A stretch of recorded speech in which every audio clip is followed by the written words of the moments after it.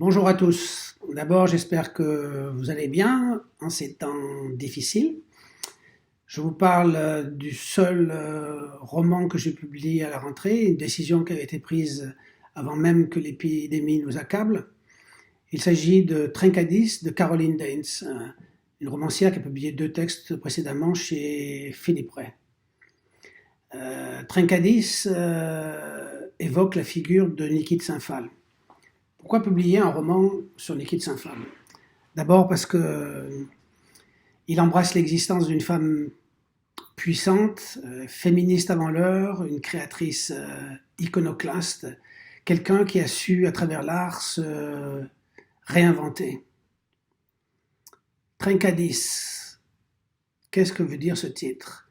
Trencadis est un mot catalan qui signifie quelque chose de fragile, d'aisément cassable, et puis par extension, un bris, un éclat. Et je dirais que de cette matière, la vie de Niki de Saint-Phal semble être faite. Lorsqu'on regarde les photos d'elle, jeune femme, on aperçoit quelqu'un de gracile, mais aussi de quelqu'un d'un peu maladif, avec dans le regard quelque chose de profondément triste. Et si on focus sur un événement précis de son enfance, on apprend qu'à l'âge de 11 ans, elle a été violée par son père. Un traumatisme qui va la poursuivre toute sa vie durant et qui d'abord va l'amener à une tentative de suicide, puis après en psychiatrie pour tenter de se reconstruire. Et c'est en psychiatrie qu'elle dira qu'elle aura cette phrase j'ai d'abord appris à peindre chez les fous. Et là, on en vient à l'art. Et effectivement, lorsqu'on regarde l'œuvre de Niki de Saint-Phal, toute son œuvre peut être lue comme une tentative de rassembler les bris, de se reconstruire.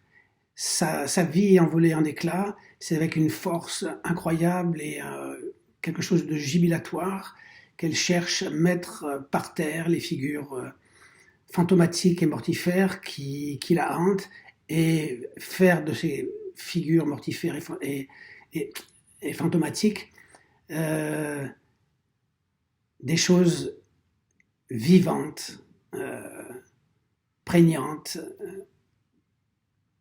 et qui, en quelque sorte, vont faire œuvre.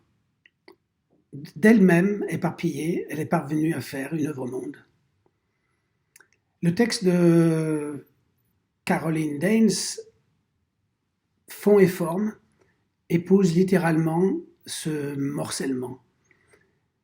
Tout en s'appuyant sur l'armature qu'est la chronologie et les faits historiques, la narration est discontinue, elle est fragmentée, c'est-à-dire qu'elle est faite de passages bien sûr romanesques, mais elle est faite d'extraits d'archives, d'entretiens, de rêveries, de citations, etc. C'est un texte qui est très incisif, coupant par bien des aspects, mais qui reflète littéralement le monde intérieur de Niki de Saint-Phal par cet aspect malléable et perméable que peut être le roman.